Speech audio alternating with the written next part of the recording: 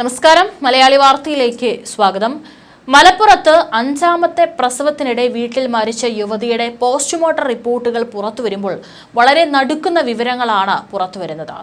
കാരണം ഈ ഒരു 3 മണിക്കൂർ ആ യുവതിയുടെ ജീവൻ രക്ഷിക്കാനായി മുൻപിലുണ്ടായിട്ടും ഭർത്താവ് എന്ന് പറയുന്ന സിറാജുദ്ദീൻ അതിന് യാതൊരു തരത്തിലുള്ള മുൻകൈയും എടുത്തില്ല. ഒടുവിൽ രക്തം വാർന്ന് അതിദാരുണമായാണ് ഈ യുവതി മരിച്ചിരിക്കുന്നത് എന്നുള്ള സൂചനകളാണ് പോസ്റ്റ്മോർട്ടം റിപ്പോർട്ടിലടക്കം കൃത്യമായി പറയുന്നത്. മാത്രമല്ല, ബന്ധുക്കളടക്കം ഇപ്പോൾ പ്രതികരിച്ചുകൊണ്ട് രംഗത്ത് വരുന്നതും കാണാനായിട്ട് സാധിക്കുന്നുണ്ട്.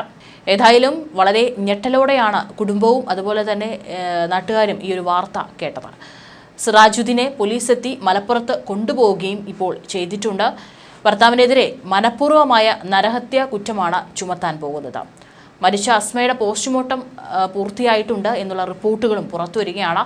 അസ്മയുടെ മരണം അതിദാരുണമെന്നാണ് പോസ്റ്റ്മോർട്ടം റിപ്പോർട്ട് പോലും പുറത്തു വരുമ്പോൾ അതിൽ നിന്ന് മനസ്സിലാക്കാനായിട്ട് സാധിക്കുന്നത്. അതായത് ഈ പ്രസവശേഷം യുവതിക്ക് നേരായ ഒരു വൈദ്യസഹായം ലഭിക്കാതെ രക്തം വാർന്ന് അതിദാരുണമായിട്ടാണ് യുവതി മരിച്ചിരിക്കുന്നത്.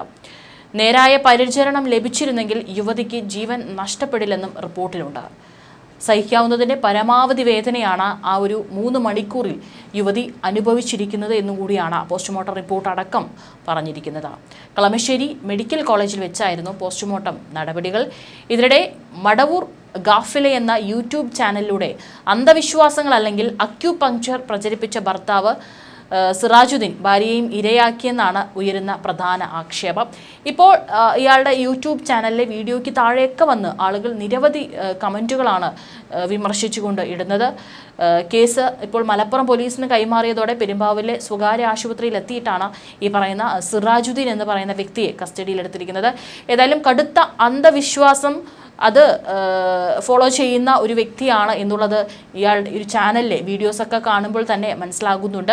അത് തന്നെ യുവതിയെയും അതുപോലെ കുടുംബത്തെയും അല്ലെങ്കിൽ ഈ കുഞ്ഞുമക്കളെയൊക്കെ തന്നെ ഇയാൾ പഠിപ്പിച്ചു വരികയായിരുന്നു എന്നുള്ളതാണ്. കാരണം നാട്ടുകാരടക്കം പറഞ്ഞിരുന്നത് ഈ യുവതിയെ പുറത്തേക്ക് കണ്ടിട്ടേയില്ല എന്നാണ്. ആകെ ദിവസത്തിൽ ഒരു നേരം മാത്രം, അതും കുട്ടികൾ സ്കൂളിലേക്ക് പോകുന്ന നേരം മാത്രമാണ് ഈ യുവതിയെ പുറത്തേക്ക് വിട്ടിരുന്നത്. അല്ലെങ്കിൽ മുഴുവൻ സമയവും വീടിനകത്ത് തന്നെ വാതിലടച്ചായിരുന്നു ഈ യുവതി ജീവിച്ചുകൊണ്ടിരിക്കുന്നുണ്ടായിരുന്നത്. യുവതിയുടെ ബന്ധുക്കൾ കയ്യേറ്റം ചെയ്തതിനെ തുടർന്ന് ഇപ്പോൾ പെരുമ്പാവൂരിലെ സ്വകാര്യ ആശുപത്രിയിൽ ചികിത്സയിൽ കഴിയുന്നതിനിടയിലാണ് ഈ പറയുന്ന സിറാജുദ്ദീനെ പോലീസ് കസ്റ്റഡിയിലെടുത്തിരിക്കുന്നത്. കളമശ്ശേരി മെഡിക്കൽ കോളേജ് പീഡിയാട്രിക് ICUവിൽ കഴിയുന്ന കുഞ്ഞിൻ്റെ ആരോഗ്യനില മാറ്റമില്ലാതെ തുടരുകയാണ്. ആ കുഞ്ഞിൻ്റെ ജീവൻ കൂടി രക്ഷിക്കാൻ സാധിക്കട്ടെ എന്നാണ് നമുക്കും ഈ ഒരു അവസരത്തിൽ പറയാനുള്ളത്. ഒരുപക്ഷെ പ്രസവത്തിൽ ആ ചോര കുഞ്ഞിനെ കൂടി നഷ്ടപ്പെടുകയാണെങ്കിൽ എന്തായിരിക്കും അവസ്ഥ? 2 ജീവനുകളായിരുന്നു അവിടെ നഷ്ടപ്പെടുക. പെരുമ്പാവൂർ താലൂക്ക് ആശുപത്രി മോർച്ചറിയിൽ സൂക്ഷിച്ച അസ്മയുടെ മൃതദേഹം ഇൻക്വസ്റ്റിന് ശേഷം ഇന്നലെ രാവിലെയാണ് പോസ്റ്റ്മോർട്ടത്തിനായി കളമശ്ശേരി മെഡിക്കൽ കോളേജിലേക്ക് മാറ്റിയത്. വൈകിട്ടോടെ മൃതദേഹം പോസ്റ്റ്മോർട്ടം നടപടികൾക്ക് ശേഷം ബന്ധുക്കൾ ഏറ്റുവാങ്ങി പെരുമാനി എടത്താക്കര മുസ്ലിം ജമായത്തി ഖബർസ്ഥാനിലാണ് ഖബറടക്കിയിരിക്കുന്നത്. പക്ഷെ ഇപ്പോഴും ചില ചോദ്യങ്ങളൊക്കെ ബാക്കിയാവുകയാണ്. ഈ അസ്മയുടെ വീട്ടുകാർക്ക് അസ്മ ഗർഭിണിയായതിനെക്കുറിച്ചോ ഒന്നും തന്നെ അറിവില്ലായിരുന്നോ എന്നുള്ളതാണ് അതിൽ ആദ്യത്തെ ചോദ്യം. അതോ വീട്ടിലേക്ക് ഒന്നും പോവാതെ 5ാമതും ഗർഭിണിയായത് മറച്ചു വെച്ചിരിക്കുകയായിരുന്നു എന്നുള്ളതൊക്കെ ചോദ്യങ്ങളാണ്. അതിനിടയിൽ അസ്മയുടെ വീട്ടിൽ നിന്ന് ആരും അന്വേഷിച്ചില്ലേ എന്നുള്ളതും ഒരു ദുരൂഹമായി തന്നെ തുടരുകയാണ്. ഒരുപക്ഷെ ഇനി വീട്ടുകാരോടൊക്കെ തന്നെ കൂടുതൽ മൊഴിയെടുത്താൽ മാത്രമായിരിക്കും കാര്യങ്ങൾ മനസ്സിലാവുകയുള്ളൂ. സിറാജുദ്ദീനെ ഏതായാലും പോലീസ് കസ്റ്റഡിയിൽ എടുത്തിരിക്കുകയാണ്. അതുകൊണ്ട് തന്നെ ഈ ഒരു ഖബറടക്ക ചടങ്ങിൽ പങ്കെടുത്തിട്ടില്ല. സിറാജുദ്ദീൻ്റെ ആലപ്പുഴയിലെ വീട്ടിലുള്ള അസ്മയുടെ 4 മക്കളിൽ മൂത്തയാൾ മാത്രമാണ് ഖബറടക്ക ചടങ്ങിന് എത്തിയിട്ടുണ്ടായിരുന്നത്.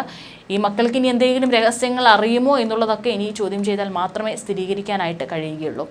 അസ്മയുടെ മരണവിവരം സഹോദരങ്ങളെ ഉൾപ്പെടെ അറിയിക്കാതെ ഭർത്താവ് സിറാജുദ്ദീൻ മറച്ചുവെച്ചതിൽ ദുരൂഹതയുണ്ടെന്ന ആരോപണവുമായി അസ്മയുടെ മാതൃ സഹോദരൻ TK മുഹമ്മദ് കുഞ്ഞ് ഇപ്പോൾ രംഗത്ത് വരികയാണ്.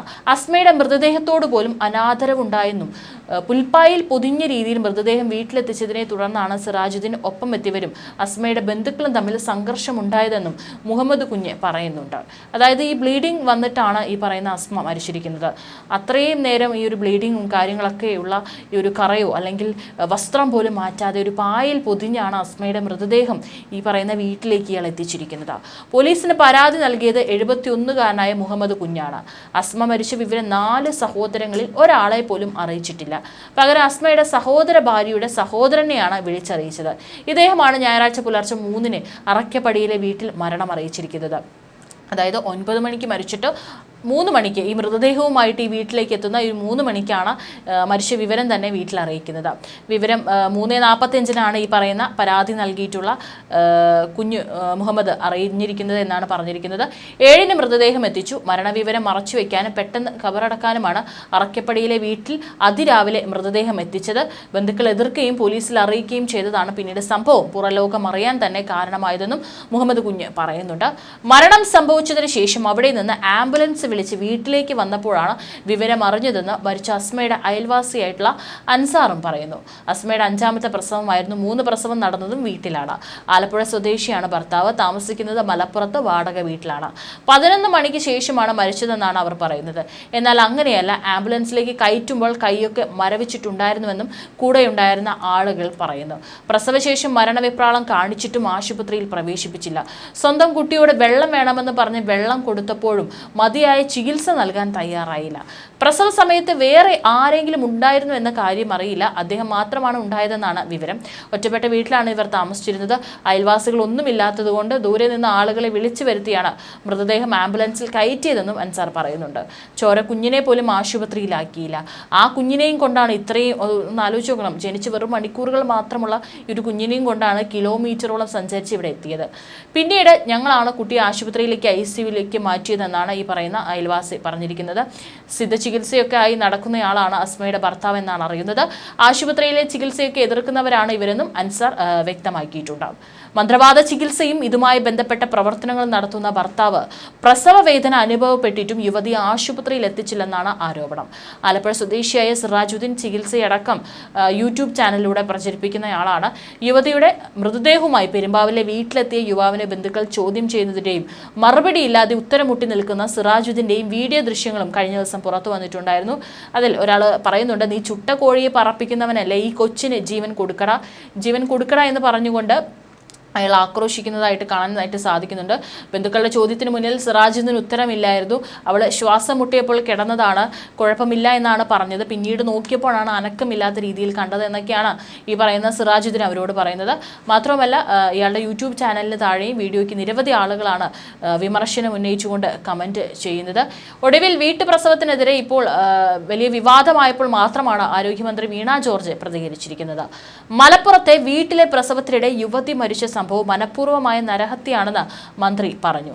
ആശാവർക്കർമാരോട് യുവതി മറഞ്ഞു നിന്നാണ് സംസാരിച്ചത്. അവബോധമില്ലാത്തത് കൊണ്ടല്ല മറഞ്ഞിരുന്നത്, അവർ ബോധപൂർവം കാര്യങ്ങൾ മറച്ചുവെക്കുകയാണ്. കഴിഞ്ഞ വർഷം 500-ലധികം പ്രസവങ്ങളാണ് വീടുകളിൽ നടന്നത്. ആ വർഷം അതിന്റെ തോതിൽ കുറവ് വന്നിട്ടുണ്ടെന്നും മന്ത്രി വിശദീകരിച്ചു. ആഴ്ചകൾക്ക് മുമ്പ് കോഴിക്കോട് വീട്ടിൽ പ്രസവിച്ച വനിതകളെ അവാർഡ് നൽകി ആദരിച്ച സംഭവം കഴിഞ്ഞ ഒരു ചാനലിലൂടെ അത് പുറത്തു വന്നിട്ടുണ്ടായിരുന്നു. അക്യൂഷ് എന്ന സംഘടനയാണ് ഈ ഒരു പരിപാടി സംഘടിപ്പിച്ചത്. വാർത്തയ്ക്ക് പിന്നാലെ തന്നെ അക്യൂഷിനെ കുറിച്ചുള്ള മുഴുവൻ വിവരങ്ങളും ആരോഗ്യ വകുപ്പിനും മന്ത്രിയുടെ ഓഫീസിനും കൈമാറിയിരുന്നു.